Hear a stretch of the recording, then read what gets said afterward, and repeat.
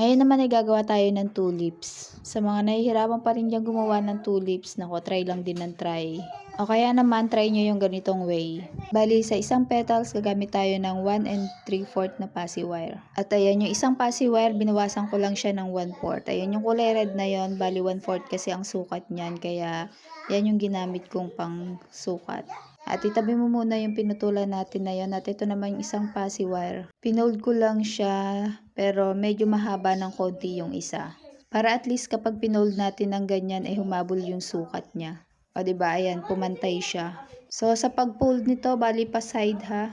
At ang una dapat ipofold ay yung mas maikli. Para yung mas mahaba, yun yung ipofold natin na nakapatong dun sa una. At yung binawasan lang natin ng 1/4, i-shoot lang natin dun sa pinakagitna.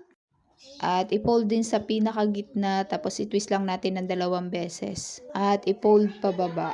At ganyan dapat yung magiging itsura niyan.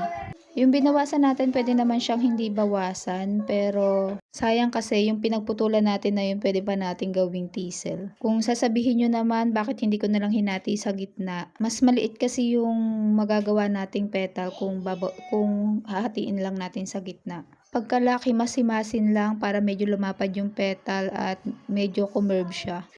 At dun sa pinakababa ng pinaglakan, baliin nyo lang pababa.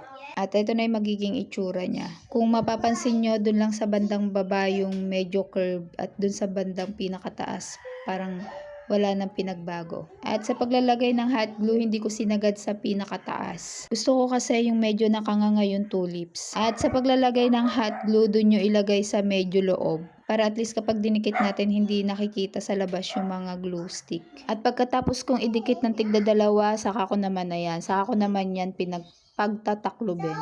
At kung may makita kayong mali, pwede pa rin naman yan ayusin. Ayan, hagud-hagurin nyo lang or himas-himasin nyo lang para umayon sa iyong kagustuhan. Charis. At sa pinaka-stem naman, ang gagamitin ko dyan ay bamboo stick. Ayan, nilalagyan ko na ng glue stick yung pinaka dulo niya para dumikit na. Kasi minsan, pag hindi ko nilalagyan, nahuhugot siya. At dito naman sa dahon, bali ang magagamit natin dyan, bawat isa ay 2 passy wire.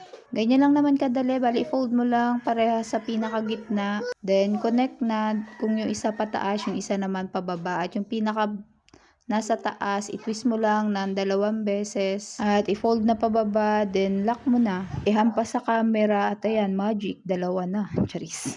Sa paglalagay naman ng floral tape, bali nilalagyan ko lang ng hot glue para hindi siya bumababa. Kasi kapag wala, bumababa yung floral tape eh. Pero dapat pagkapatong nyo ng floral tape, medyo patuyuin nyo lang muna para kapit na kapit talaga siya.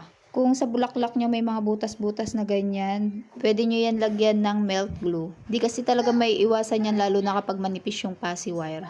At kung yung ibang tulips, yung do sa pinaglakan ng bawat petal, ipinafold nila yan pa loob. Pero ako mas gusto ko yung ganito.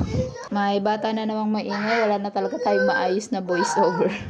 Mas gusto ko yung ganyan kasi nga 'di ba medyo nakabuka yung pinakabandang taas. So makikita siya kapag ganun yung ginawa ko. Pero kung totally closed din naman, ganun din naman yung gagawin ko. Kaso nga lang, mas bet ko talaga yung medyo naka-open. At ayan, nung medyo binali-bali ko yung sa pinakabandang taas, yung itsura niya parang rose na pabuka pa lang. Charis.